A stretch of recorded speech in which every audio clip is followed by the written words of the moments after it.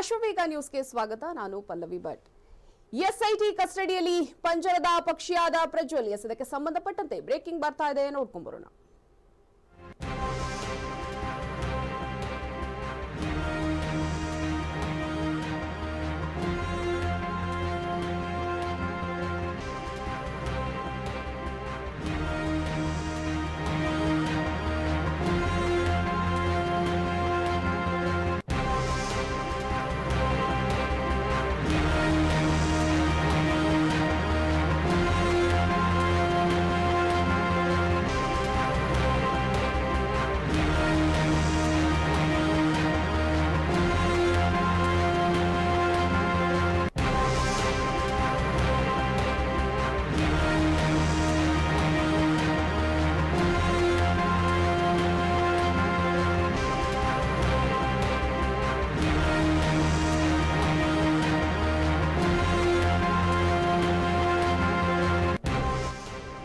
SIT ಕಸ್ಟಡಿಯಲ್ಲಿ ಪಂಜರದ ಪಕ್ಷಿಯಾದ ಪ್ರಜ್ವಲ್. ಐಷಾರಾಮಿ ಬದುಕನ್ನ ನಡೆಸಿದ್ದ ಪ್ರಜ್ವಲ್ಗೆ ಕಸ್ಟಡಿ ಕಂಟಕ ಎದುರಾಗಿದೆ. ಎಸ್ಐಟಿ ಕಸ್ಟಡಿಯಲ್ಲಿ ಇದೀಗ ಮೊದಲ ರಾತ್ರಿಯನ್ನ ಪ್ರಜ್ವಲ್ ಕಳೆದಿದ್ದಾರೆ. ಕಸ್ಟಡಿಯಲ್ಲಿ ಇರಲಾಗದೆ ಸಂಸದ ಪ್ರಜ್ವಲ್ ಇದೀಗ ವಿಲ ಅಂತ ಒದ್ದಾಡ್ತಾ ಇರುವಂತದ್ದು. ನಿನ್ನೆ ಎಸ್ಐಟಿ ಕಚೇರಿಯಲ್ಲಿ ಶುಚಿತ್ವ ಇಲ್ಲ ಅಂತ ಆರೋಪವನ್ನ ಕೂಡ ಮಾಡಿದ್ದಾರೆ. ಪ್ರಜ್ವಲ್ಗೂ ಸಾಮಾನ್ಯ ಆರೋಪಿಗೆ ನೀಡುವಂತಹ ಕನಿಷ್ಠ ಸೌಲಭ್ಯವನ್ನ ಒದಗಿಸಲಾಗಿದೆ. ಹೆಚ್ಚುವರಿ ಸೌಲಭ್ಯ ಬೇಕು ಅಂದ್ರೆ ಕೋರ್ಟ್ ಅನುಮತಿ ಬೇಕು ಅನ್ನುವಂತಹ ವಿಚಾರ ಕೂಡ ಇದೆ, ಅಥವಾ ಮೇಲಾಧಿಕಾರಿಗಳ ಸೂಚನೆ ಬೇಕು ಅಂತ ತಂಡ ಹೇಳ್ತಾ ಇರುವಂತದ್ದು. ಸಾಮಾನ್ಯ ಸೌಲಭ್ಯದಲ್ಲೇ ಕಸ್ಟಡಿ ವಾಸವನ್ನ ಮುಗಿಸಬೇಕು ಅಂತ ಪ್ರಜ್ವಲ್ಗೆ ಇದೀಗ ಆಜ್ಞೆಯನ್ನ ಮಾಡಲಾಗಿದೆ.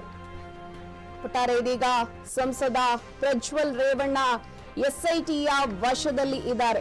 ರಾಷ್ಟ್ರವ್ಯಾಪಿ ಸದ್ದು ಮಾಡಿದ್ದ ಹಾಸನ ಜಿಲ್ಲೆ ಲೈಂಗಿಕ ದೌರ್ಜನ್ಯ ಪ್ರಕರಣದ ಆರೋಪಿ ಸಂಸದ ಪ್ರಜ್ವಲ್ ರೇವಣ್ಣ 35 ದಿನಗಳ ಕಾಲ ವಿದೇಶಗಳಲ್ಲಿ ತಲೆಮರೆಸಿಕೊಂಡ ಬಳಿಕ ಇದೀಗ ಬೆಂಗಳೂರಿಗೆ ಹಿಂತಿರುಗಿದ್ದಾರೆ. ಹಾಗೆ ಬೆಂಗಳೂರಿಗೆ ಆಗಮಿಸ್ತಾ ಇದ್ದಂತೆ ಎಸ್ಐಟಿ ತಂಡ ಅವರನ್ನ ಬಂಧಿಸಿದೆ.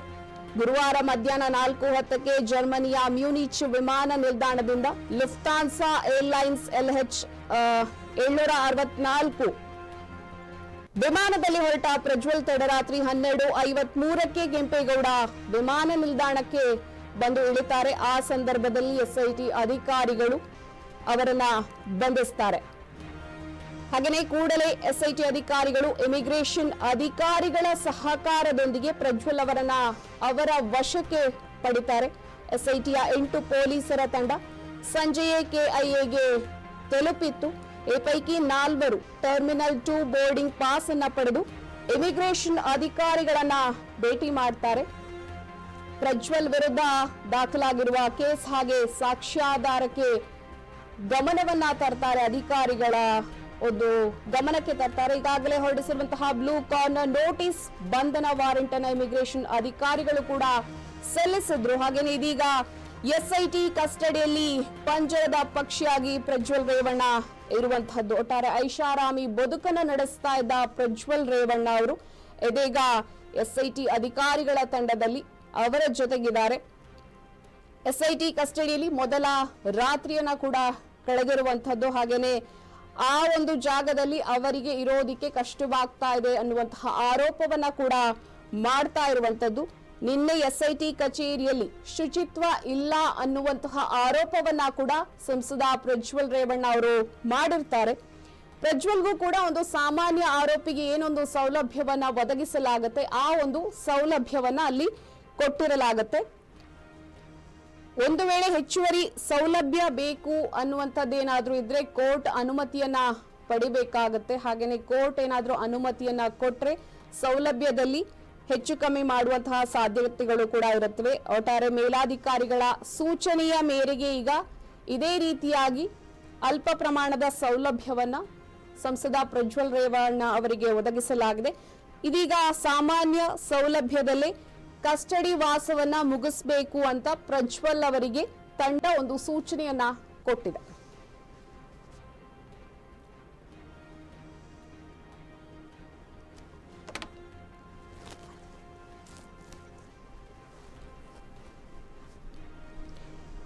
ರಾಷ್ಟ್ರವ್ಯಾಪಿ ಸದ್ದು ಮಾಡಿದ ಹಾಸನ ಜಿಲ್ಲೆ ಲೈಂಗಿಕ ದೌರ್ಜನ್ಯ ಪ್ರಕರಣದ ಆರೋಪಿಯಾಗಿರುವ ಸಂಸದ ಪ್ರಜ್ವಲ್ ರೇವಣ್ಣ 35 ದಿನಗಳ ಕಾಲ ವಿದೇಶದಲ್ಲೇನೋ ತಲೆಮರೆಸಿಕೊಂಡಿದ್ರು. ಇದೀಗ ಭಾರತಕ್ಕೆ ವಾಪಸ್ಸಾಗಿದ್ದಾರೆ. ಇದೀಗ ಭಾರತಕ್ಕೆ ವಾಪಸ್ಸಾಗ್ತಾ ಇದ್ದಂತೆ ಎಸ್ಐಟಿ ತಂಡ ಅವರನ್ನ ತನ್ನ ವಶಕ್ಕೆ ಪಡೆದಿದೆ. ಹಲವಾರು ಮಾಹಿತಿಯನ್ನ ಕಲೆ ಹಾಕುವಂತ ಪ್ರಯತ್ನವನ್ನ ಕೂಡ ನಡೆಸ್ತಾ ಇದೆ. ಒಟ್ಟಾರೆ ಮುಂದಿನ ದಿನಗಳಲ್ಲಿ ಇದು ಯಾವ ಹಂತಕ್ಕೆ ತಲುಪುತ್ತೆ ಅನ್ನೋದನ್ನ ಕೂಡ ಕಾದು ನೋಡಬೇಕಾಗಿದೆ.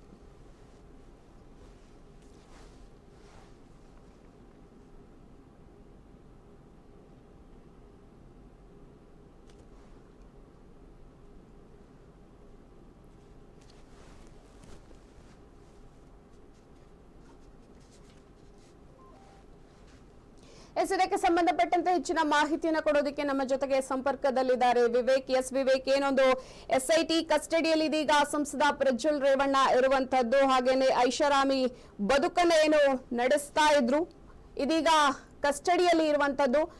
ಯಾವ ರೀತಿಯಾಗಿ ಕಸ್ಟಡಿಯಲ್ಲಿ ಅವರ ಒಂದು ವಿಚಾರಣೆಗಳು ನಡೀತಾ ಇದೆ, ಏನಿದೊಂದು ಅಪ್ಡೇಟ್ಸ್? ಎಸ್ ಪಲ್ಲವಿ, ಈಗಾಗಲೇ ನಾವೆಲ್ಲ ನಿನ್ನೆ ಅಷ್ಟೇ ನೋಡಿದ್ವಿ ಪ್ರಜ್ವಲ್ ರೇವಣ್ಣ ಅವರಿಗೆ ಎಸ್ಐಟಿ ತನಿಖಾ ತಂಡ ವಶಕ್ಕೆ ಕೂಡ ಪಡೆದುಕೊಳ್ಳುತ್ತೆ. ಈ ವಶಕ್ಕೆ ಪಡೆದುಕೊಂಡ ನಂತರ ಅವರಿಗೆ ಎಸ್ಐಟಿ ತನಿಖಾ ತಂಡ 1 ದಿನಗಳ ಕಾಲ ಅವರ ಬಳಿನೇ ಇಟ್ಕೊಂಡು, ಅದಾದ ನಂತರ ಮೆಡಿಕಲ್ ಚೆಕಪ್ ಕರ್ಕೊಂಡು ಹೋಗ್ತಾರೆ. ಮೆಡಿಕಲ್ ಚೆಕಪ್ ನಂತರ ಕೋರ್ಟಿಗೆ ಕರ್ಕೊಂಡ್ ಬರ್ತಾರೆ ಜನಪ್ರತಿನಿಧಿಗಳ ಕೋರ್ಟ್.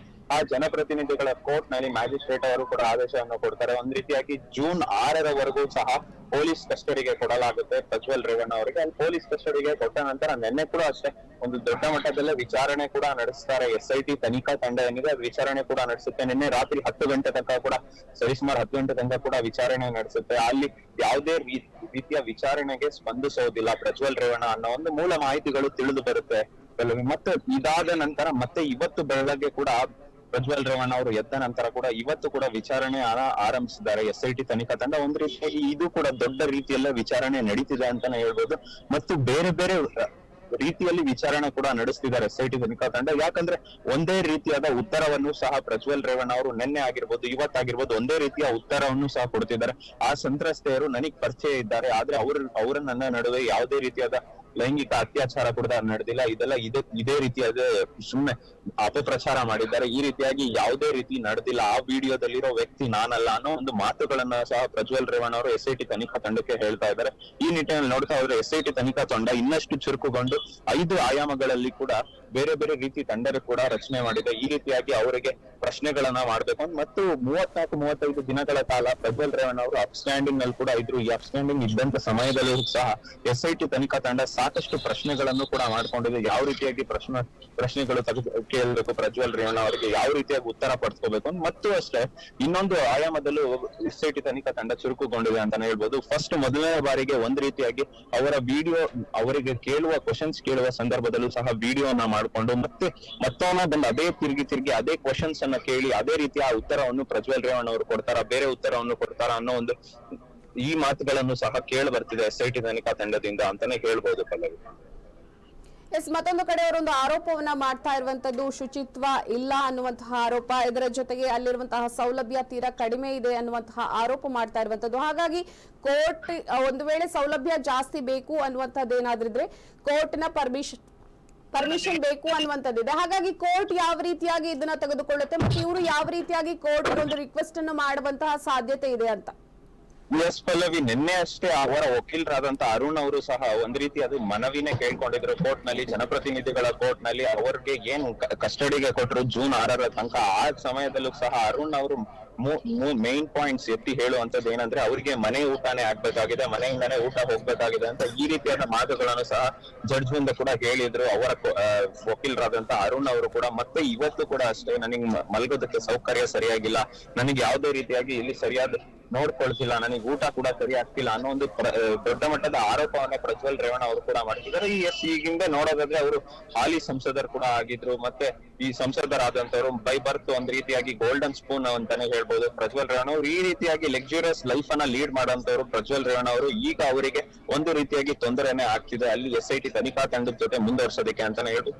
ಒಂದ್ ರೀತಿಯಾಗಿ 6 ದಿನಗಳ ಕಾಲ ಎಸ್ಐಟಿ ತನಿಖಾ ತಂಡದ ಜೊತೆ ಹೇಗೆ ನಡೆಸಬೇಕು ಅಂತ ಹೇಳಿ ಈ ರೀತಿಯಾಗಿ ಪರಿವರ್ತನೆ ಕೂಡ ಮಾಡ್ತಿದ್ದಾರೆ ಪ್ರಜ್ವಲ್ ರೇವಣ್ಣ ಅನ್ನೋ ಮಾತುಗಳು ಸಹ ಕೇಳಿ ಬರ್ತಿದೆ.